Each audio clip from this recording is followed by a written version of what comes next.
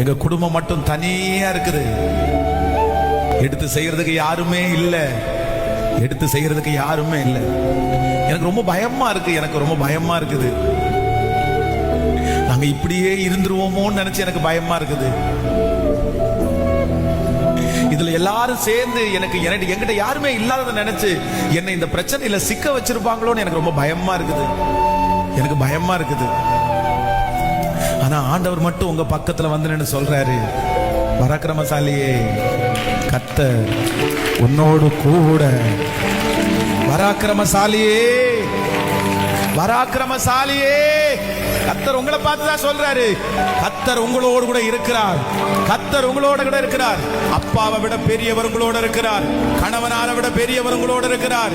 மனைவியை விட பெரியவர் உங்களோட இருக்கிறார். சொந்தக்காரங்களை விட பெரியவர் உங்களோட இருக்கிறார். நம்புறவங்க கைகளை தட்டி ஆமோதிச்சு, கூட பிறந்த யாருமே அங்கூட இல்ல, சொந்தம் இல்ல, கர்த்தர் இருக்கிறார்.